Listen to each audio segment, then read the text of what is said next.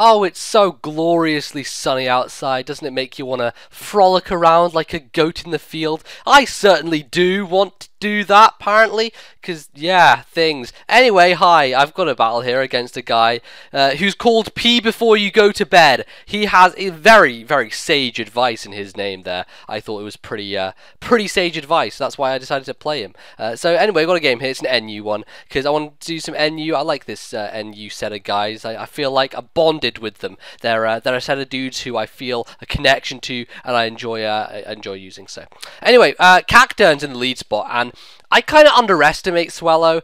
I think that I can live a sucker punch, and I think I can U-turn and kill him.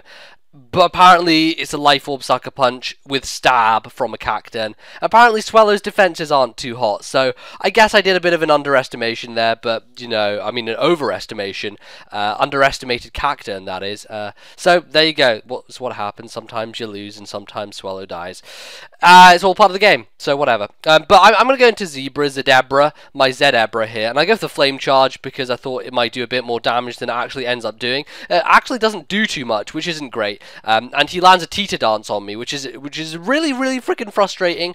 But alas, you know, it's fortunate that I don't get hit myself in confusion. And then on that turn, he was obviously going to go for the Sucker Punch again, so I managed to go for the T-Wave and cripple him a little bit before I'm able to bring in Embor now, who can not only dodge the incoming Sucker Punch, but also, you know, go for a Flare Blitz on the following turn, which is very helpful. Even if he decided to go for a Sucker Punch, it probably wouldn't have done anything to Embor, just because the resistance and obvious bulk that I have just incorporated into myself, because that's what Embor does. He's very flaming hot. He's a beer ball, man. He doesn't fuck around. He's like, sir, give me your strongest beer in the house. And he takes it, he drinks it, he glugs it down. And that's how he rolls. But anyway, in comes Driftblim, and just seeing Driftblim to start with, I thought, you know, they generally run specially offensive sets, and most of the time, Driftblim would not be able to one-shot an Embor. But he's actually running, the exact same Driftblim set that Fizz and I made a while ago, which is the Acrobatics Flight Gem with Thief set, which Fizz and I actually decided was a bad idea in the end, because after you thief an item away, you lose Unburden and you don't get a high-powered acrobatic. So that's pretty bad, but he's still using it. It's still okay. It works out for him in this situation because he's able to thief away my Eviolite from my Pupitar, which is very useful. It means that Pupitar is going to be a hell of a lot easier for him to kill. And yeah, he's just Destiny bonding and thiefing, not too much interesting going on. And the problem with this Pupitar set is I can't actually hit Driftblim at all because I have Screech and Spite. Yup, it's a terrible set. I should change it. I probably will change it because Screech and Spite are just two of the most useless moves ever. But hey, I do manage to get my rocks up in the process, so that's good. And I'm going to go to Floatzel now, and obviously I can't kill him because if I kill him, I'm going to die myself. So what I decided to do instead is to give him the Flame Orb, making him practically useless, and then like sort of messing around with him until he dies. But unfortunately for me, he decides to go boom in my face. That's definitely not a move that Fizz or I decided to run, Explosion. And unfortunately, because items that are tricked, like Flame Orb, only activate at the end of the turn, the Flame Orb doesn't impact the Explosion, which is what I was hoping for. I was hoping that, you know, his physical attack would be dead, but he explodes, meaning that, you know, he's able to kill Floatzel, which is a crying shame and a half, and I go down. But no worries, because I do have the Zedebra left, and this thing does pack a pretty powerful punch. Definitely going to be able to 2-hit KO that Explode there, just smack him with a Wild Charge, and I'm pretty sure I'll be able to live any hit, even if it is a stab at Echoed Voice. I mean, Echoed Voice is not very powerful to begin with, so, you know, you just got to build that thing up, unfortunately. He's not going to have the chance to do so, because I'm just going to smack him straight in the face with a Wild Charge anyway, and he's going to go down. Just look at the size of Explode's mouth. Seriously, man, that thing is, it's got a big mouth. That's all I'm going to say. I'm not going to make any awkward references to anything, because that would just be bad for everyone. In comes Embor. Embor, people like to run Embor in NU. I feel it's pretty popular choice of a physical attacker in NU, and it turns out obviously that he's going to be able to go for the Flare Blitz and take me out. Not before I land a heavy dent in him with a Wild Charge though. That was for sure, for certain indeed.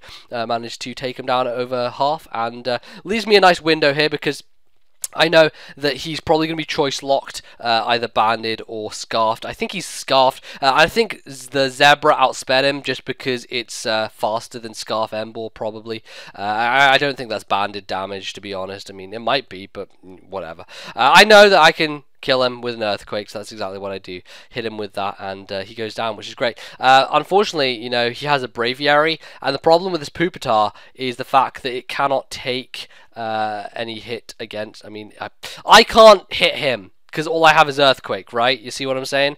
Which is generally a bad deal for me overall, because he's going to be able to superpower and smack me in the face, and Pupitar's going to go down. But the good thing here is that I noticed there's no Life Orb recoil, and Braviary in general, if it's not running a Life Orb, it's running lefties, or it's running Choice Item, and I don't see lefties either, which means it's probably Scarfed, so that's going to be very beneficial. It means I can switch in this Among Us here, and get a free substitute on the switch, because he obviously doesn't want to stay locked in on superpower against an Among Us. That's generally going to be a bad idea for him. So I'm going to sub on the switch to Absol, and now I'm going to be able to go for the Spore, which will allow me then to set up another sub and hopefully Giga Drain my way to victory against Absol. We'll see how that works. I don't know if it will work or not, but maybe it will. We'll see. So I'm going to go there for the Spore, and the kind of the tricky situation I find myself in, because Among Us is my last guy. So really what I need to do is make sure I have a substitute up when Braviary comes in, and I know that Braviary is going to go for the Brave Bird. So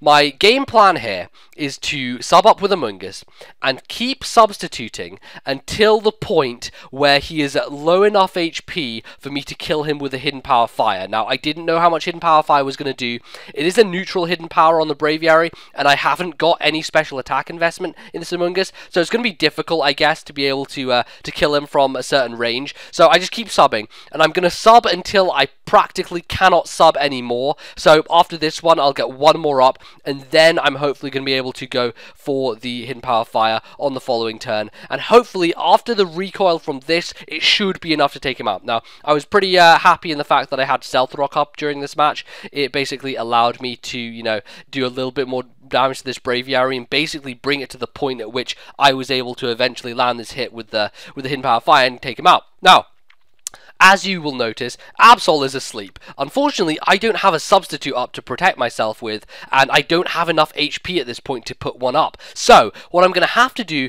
is I'm going to have to pray that he gets a 2-turn sleep. He is guaranteed 1 turn on this turn, so that's great. And basically, I can win this game with Giga Drain. All that needs to happen is for me to be able to kill him with a Giga Drain, for him to not wake up and kill him with a Psycho Cut.